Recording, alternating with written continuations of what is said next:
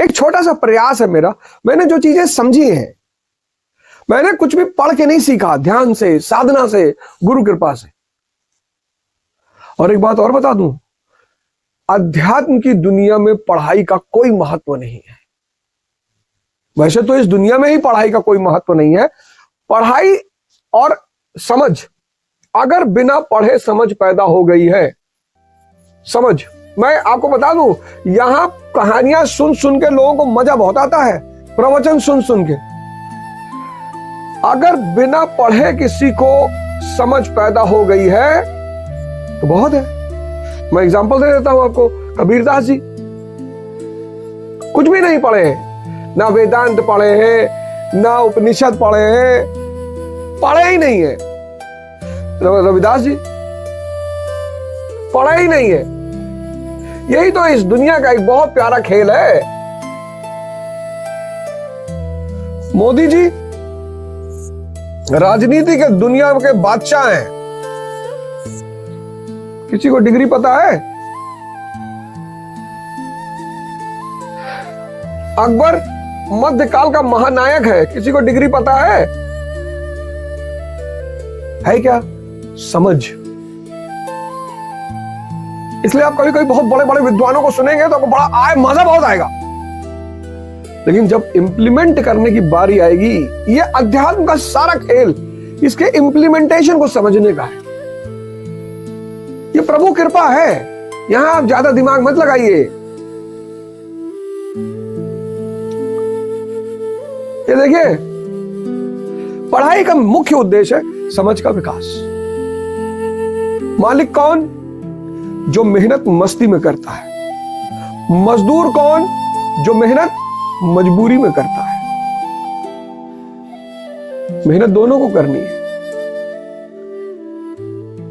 M=M+M। मालिक कौन? जो मेहनत मस्ती में करता है, मजा आ रहा है। तो जहां आपको मजा आने लगेगा वहां आप टाइम नहीं देखोगे। जिसको पढ़ाई में मजे आने लगेगा वो 12 घंटा 15 घंटा पढ़ेगा ही। तो जब वो कहेगा मैं 15 घंटा पढ़ता हूं, तो सामने वाला को दर्द हो जाएगा कि 15 घंटा कैसे कोई पढ़ लेगा? उसको मजा आ रहा है, सही कह रहा है वो एकदम सही कह रहा है। 15 घंटा जो कह रहा है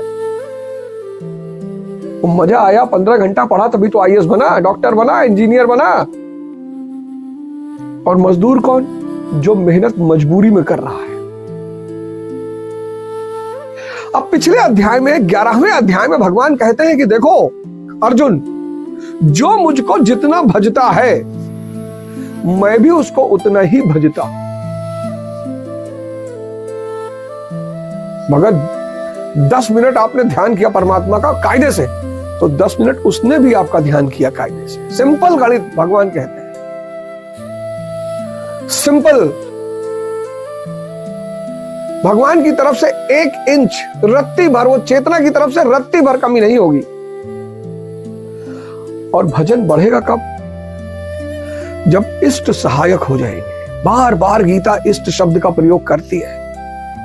विषय चिंतन से बचना हो तो इष्ट चिंतन करना है।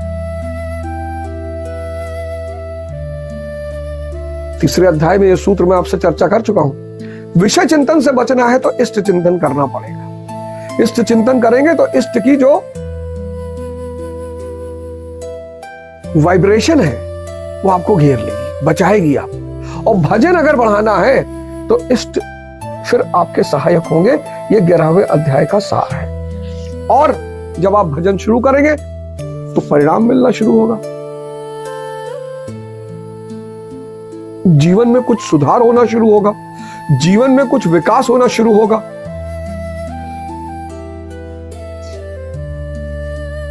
तो श्रद्धा पैदा होगी और श्रद्धा ही कृपा बनकर बरसेगी। जितनी श्रद्धा बढ़ती जाएगी कि यार मैं तो इस काबिल नहीं था, परमात्मा ने बना दिया। मैं तो यहां पहुंचने लायक नहीं था, परमात्मा ने पहुंचा दिया। ये सारे भाव आपको धीरे धीरे इतना मजबूत करना शुरू कर देंगे, इतना ताकत देना शुरू कर देंगे। कितने बड़े बड़े सूत्र लिखे हैं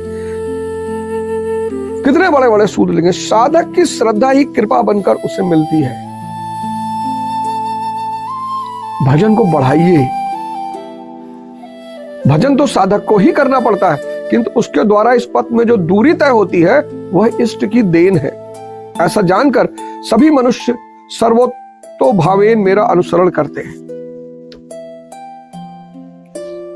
यहां बहुत विद्वान संगम के किनारे धक्का खा रहे हैं।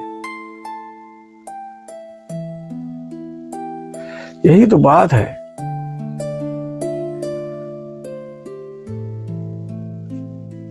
परमात्मा अपने आप को ऐसे साबित करता है, पर दुनिया फिर उसे भाग्य का रूप दे देती है। कहती है तो भैया भाग्य की बात है। भैया भाग्य सिर्फ बेहोश लोगों का होता है, होश लोगों का कर्म होता है और यज्ञ होता है। अब ये दोनों शब्द क्या है?